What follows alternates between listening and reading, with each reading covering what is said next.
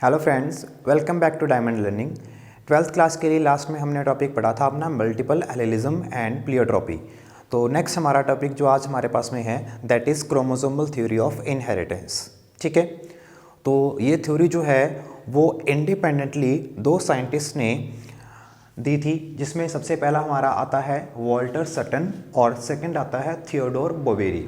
ठीक है, इन दोनों ने इंडिपेंडेंटली इस थ्योरी को 1902 के अंदर प्रपोज किया था। इस थ्योरी के कुछ खास फीचर है हमारे पास में, मतलब इस थ्योरी के अंदर इन दोनों ने क्या बातें कही थी वो हमने देखनी है। तो सबसे पहला पॉइंट हमारा इसके अंदर आता है, उन्होंने कहा कि जो गैमीट्स होते हैं, ठीक है, गैमीट्स क्या करते हैं, एक जनरेशन से दूसरी जनरेशन के बीच का एक ब्रिज होते हैं। मतलब एक जनरेशन से दूसरी जनरेशन अगर बननी है तो वो गैमीट्स के थ्रू बनेगी, क्योंकि जब तक गैमीट्स नहीं बनेंगे ऑर्गेनिजम्स के अंदर तो वो रिप्रोडक्शन नहीं कर सकते। ठीक है, because as we know the reproduction is completed only because of gametes. ठीक है, मेल गैमीट और फीमेल गैमीट फ्यूज करते हैं तो उनकी फ्यूजन से ही हमारा जाइगोट बनता है और नेक्स्ट जनरेशन जो है वो स्टार्ट होती है।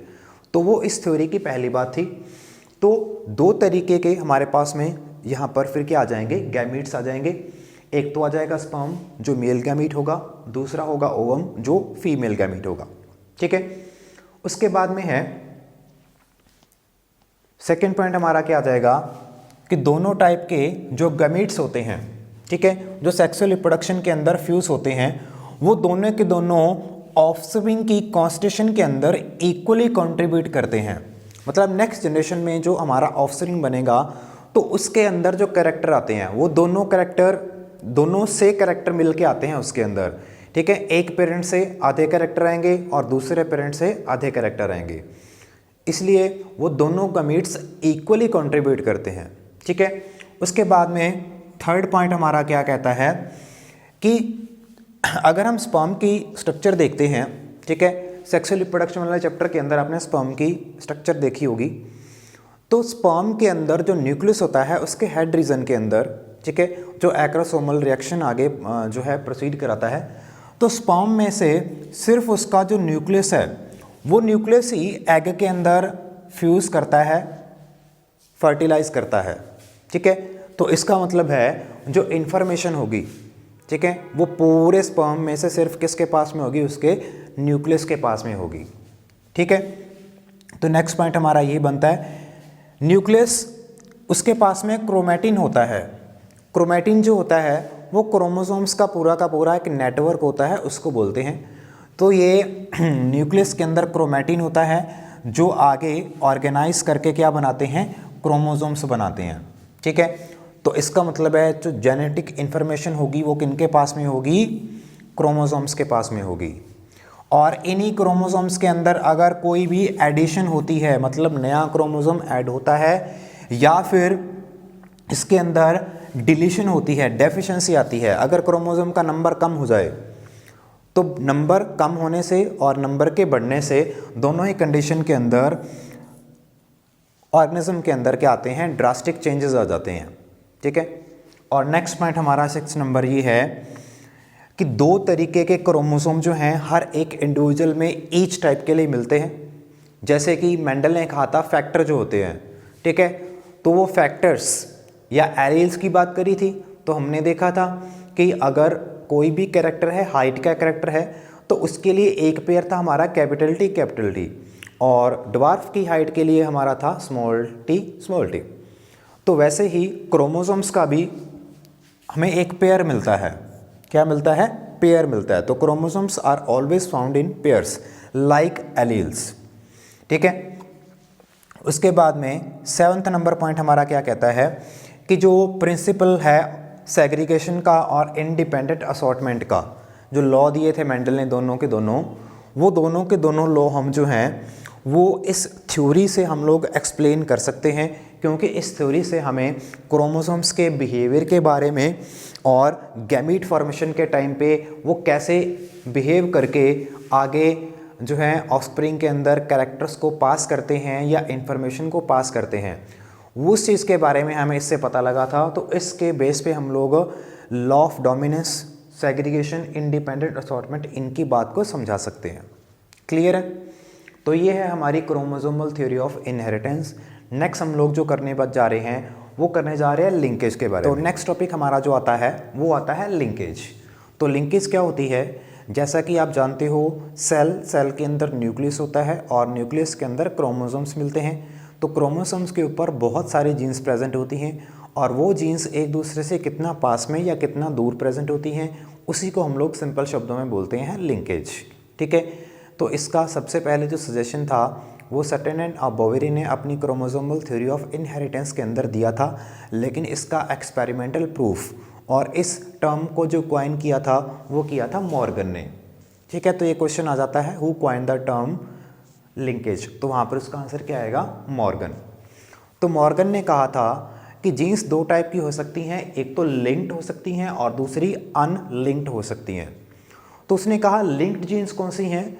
ऐसी जीन्स जो एक दूसरे के पास में प्रेजेंट रहती हैं और वो इंडिपेंडेंट असॉर्टमेंट को शो नहीं करती हैं। ठीक है, तो वो एक दूसरे के साथ में प्रेजेंट रहती हैं, अलग नहीं होती हैं, इंडिपेंडेंट असॉर्टमेंट भी उनके अंदर शो नहीं होगा, तो वो कहलाती हैं लिंक्ड जीन्स। और इन जीन्स के अंदर अगर हम मेंडेलियन इनहेरिटेंस की बात करते हैं तो मोनोहाइब्रिड केस के अंदर इनमें जो फिनोटाइपिक रेशो जो है वो 3:1 की आएगी और टेस्ट क्रॉस में इनकी रेशो जो है वो 1:1 आती है। ठीक है, वो वाली जीन्स लिंक्ड जीन्स कहलाती हैं। तो इनके अंदर पेरेंटल कॉम्बिनेशन जो है प्रेजेंट होता है और रिकम्बिनेंट्स इनके अंदर क्या होते हैं? जनरली एब्सेंट होते हैं। ऐसे ही जो अनलिंक्ड जीन्स हैं, ये जीन्स वो होती हैं जो क्या करती हैं? इंडिपेंडेंट असॉर्टमेंट शो करती हैं। ठीक है, और इनके अंदर इंडिपेंडेंट असॉर्टमेंट किसके कारण होगा? बिकॉज ये अलग अलग क्रोमोसोम के ऊपर प्रेजेंट होती हैं। लेकिन लिंक्ड जीन हमेशा क्या होंगी? सेम ही क्रोमोसोम के ऊपर प्रेजेंट होंगी।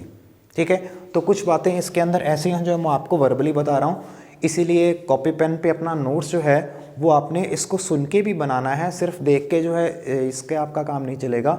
तो जो मैं आपको समझा रहा हूँ, जो वर्बली बातें हो रही हैं, तो उनको भी थोड़ा ध्यान में रखना है, उनसे भी आपने नोट्स प्रिपेयर करने हैं।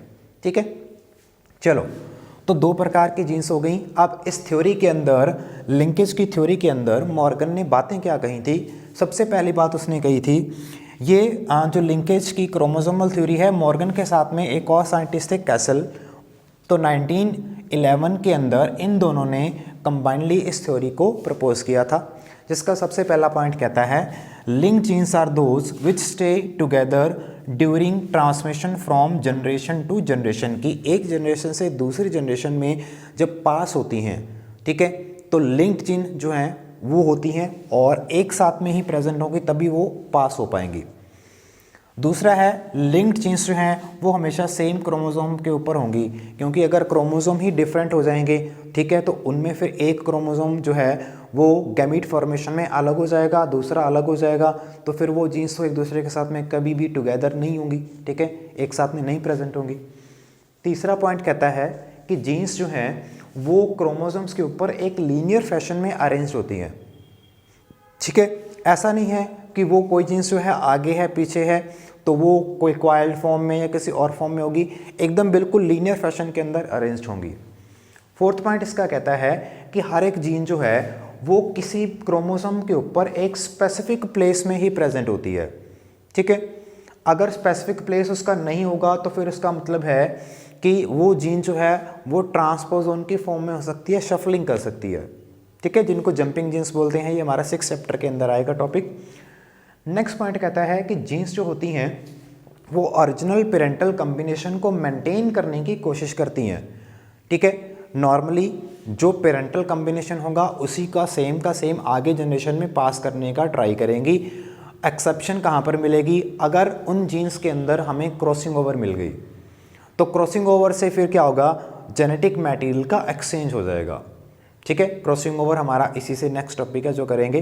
तो अगर क्रॉसिंग ओवर होती है तो फिर जो है ये पेरेंटल कॉम्बिनेशन के बजाय रिकम्बिनेंट्स बना सकते हैं, नए कॉम्बिनेशन बनेंगे।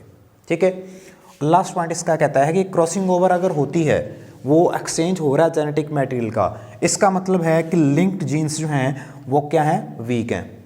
उनकी स्ट्रेंथ क्या है? जीन्स की वीक है। और ये डिपेंड करता है कि सेम क्रोमोसोम पे होने के बावजूद अगर कोई दो जीन्स एक दूसरे से ज़्यादा डिस्टेंस पर प्रेजेंट हैं, सपोज़ करो कि मैं ये एक क्रोमोसोम बना रहा हूँ, ठीक है, यहाँ पर मैंने ए जीन दिखाई, यहाँ पर मैंने बी जीन दिखाई और यहाँ पर मैंने सी जीन दिखा दी। अब इन तीनों जीन्स में से जो ए और बी जीन्स हैं, इन दोनों के बीच में डिस्टेंस क्या है? कम है। डिस्टेंस जो है वो कम है, तो मतलब इनके अंदर लिंकेज क्या है? ज़्यादा है। जितना इन दोनों के बीच में डिस्टेंस कम होगा उतनी ही ज़्यादा पास में मिलेंगी, लिंकेज ज़्यादा मिलेगी, ठीक है। अब ऐसे ही अगर मैं ए और सी की बात कर लूँ तो ए और सी जीन्स एक दूसरे से काफ़ी ज़्यादा दूर प्रेजेंट हैं, ठीक है, तो इनमें डिस्टेंस आपको क्या मिल रहा है? डिस्टेंस इसमें आपको ज़्यादा मिल रहा है। जितना ज़्यादा इन दोनों जीन्स के बीच में डिस्टेंस होगा उतनी ही इनके अंदर लिंकेज क्या मिलेगी? कम मिलेगी।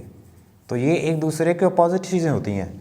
डिस्टेंस कम तो लिंकेज ज़्यादा, डिस्टेंस ज़्यादा तो लिंकेज कम, क्योंकि ये दूर दूर हैं तो लिंकेज इनमें फिर ज़्यादा कहाँ से मिलेगी, है ना, तो कम लिंकेज मिलेगी। तो ए और सी को अलग करना हमारे लिए इजी होगा। लेकिन ए और बी जीन्स जो हैं ये हमेशा एक साथ में ही लगभग क्या होंगी? नेक्स्ट जनरेशन के अंदर पास हो जाएंगी, बिकॉज पास पास में हैं तो इनको एक साथ कैरी किया जाता है। और वहीं ए और सी के बीच में डिस्टेंस ज़्यादा है तो इनको क्या हो जाएगा? अलग करना, सेपरेट करना आसान है। तो आई होप ये लिंकेज का कंसेप्ट जो है आपको समझ में आया होगा। अब इसके बाद में हम लोग बात करते हैं कि इनकी जो अरेंजमेंट है लिंकेज की वो कैसी मिलती है और लिंकेज की टाइप्स क्या होती हैं, उसके बारे में हम लोग नेक्स्ट देख रहे हैं। इसके बाद हमारे पास में है लिंक्ड जीन्स की अरेंजमेंट किस तरीके की मिलती है। तो जितने भी हेटेरोजाइगस ऑर्गेनिज्म होते हैं, तो हेटेरोजाइगस ऑर्गेनिजम्स के अंदर दो तरीके से इनकी अरेंजमेंट देखने को मिल सकती है। सबसे पहले है हमारे पास में सिस अरेंजमेंट। सिस अरेंजमेंट के अंदर क्या होता है कि डोमिनेंट एलील जो होती हैं दोनों के दोनों जीन्स की, ठीक है, वो दोनों एलील्स एक ही क्रोमोसोम के ऊपर प्रेजेंट होती हैं। तो अगर एक ही क्रोमोसोम के ऊपर प्रेजेंट होती हैं तो इसका मतलब है कि इनकी जो रिसेसिव एलील्स होंगी तो वो किसी दूसरे क्रोमोसोम के ऊपर और उसके होमोलोगस क्रोमोसोम के ऊपर मिलेंगी, ठीक है। दूसरी है इनकी ट्रांस अरेंजमेंट। ट्रांस अरेंजमेंट में क्या होगा कि एक क्रोमोसोम जो है उसके ऊपर एक तो डोमिनेंट एलील मिलेगी और एक उसकी रिसेसिव एलील मिलेगी, ठीक है। तो सिस अरेंजमेंट के अंदर मान लो आपके पास में एक एक्स शेप का हमारा हम क्रोमोसोम बनाते हैं, ठीक है। तो डोमिनेंट एलील जो होंगी दोनों की दोनों, मान लो कैपिटल ए और कैपिटल बी, वो दोनों की दोनों एक ही क्रोमोसोम के ऊपर प्रेजेंट होंगी और इसका जो होमोलोगस क्रोमोसोम होगा उसके ऊपर स्मॉल ए और स्मॉल बी प्रेजेंट होंगी। ये अरेंजमेंट तो सिस अरेंजमेंट है, ठीक है, कि एक ही क्रोमोसोम के ऊपर जो दो अलग अलग जीन्स हैं उनके एलील डोमिनेंट वाले एक क्रोमोसोम पे मिल रहे हैं, रिसेसिव उसके उसी के होमोलोगस क्रोमोसोम पे मिल रहे हैं। लेकिन ट्रांस अरेंजमेंट में क्या होगा कि एक तरफ तो हमें क्या मिल जाएगा? डोमिनेंट एलील मिल जाएगा किसी एक का, और दूसरे की क्या मिल जाएगी? रिसेसिव एलील मिल जाएगी, ठीक है। और इसका अगर हम होमोलोगस क्रोमोसोम बनाते हैं तो यहाँ पर आ जाएगी इसकी स्मॉल ए और इसका क्या आ जाएगा? कैपिटल बी आ जाएगा, ठीक है। इस टाइप की अरेंजमेंट है ट्रांस अरेंजमेंट। और इसके बाद में लिंकेज की टाइप आती है। तो जैसा कि हमने देखा कि अगर जीन्स लिंक्ड या अनलिंक्ड होती हैं तो उसके हिसाब से फिर लिंकेज भी दो टाइप की मिल जाएगी। एक तो कंप्लीट लिंकेज। कंप्लीट लिंकेज का मतलब है दोनों जीन्स आपस में बहुत ज़्यादा लिंक्ड हैं। अगर वो बहुत ज़्यादा लिंक्ड हैं तो इसका मतलब उसके अंदर आपको क्रॉसिंग ओवर देखने को नहीं मिलेगी। तो ऐसी जीन्स जो एज सच इनहेरिट हो जाती हैं एक जनरेशन से दूसरी जनरेशन में और उनके अंदर हमें कोई भी क्रॉसिंग ओवर देखने को नहीं मिलती है, तो वो कंप्लीट लिंकेज है। ऐसा केस मेल ड्रोसोफिला के अंदर उसकी जो है वाइल्ड रेड आइड विंग्ड वाला और जो वाइट विंग्ड वाला और जो है वाइट आइड वाला ड्रोसोफिला है, तो उसके अंदर एज सच जो है वो जीन्स इनहेरिट हो जाती हैं। दूसरा है हमारे पास में इनकम्प्लीट लिंकेज। इनकम्प्लीट लिंकेज के अंदर हमें क्या मिलेगी? ओकेजनल क्रॉसिंग ओवर मिल सकती है, ठीक है। तो ओकेजनल क्रॉसिंग ओवर मिलने से क्या होगा? इनके बीच में जेनेटिक मटेरियल का एक्सचेंज हो जाएगा, जिसके कारण पेरेंटल कॉम्बिनेशन के साथ में क्या मिलेंगे, कुछ रिकम्बिनेंट इंडिविजुअल्स का भी फॉर्मेशन हमें मिल जाएगा। क्लियर है? तो आज का टॉपिक बेटा हमारा यहाँ पर ख़त्म होता है। नेक्स्ट वीडियो में हम अपने जो है क्रॉसिंग ओवर की बात करेंगे। तो तब तक के लिए आप सबका बहुत थैंक यू हमारे साथ में जुड़े रहने के लिए। मिलते हैं बेटा नेक्स्ट वीडियो के अंदर।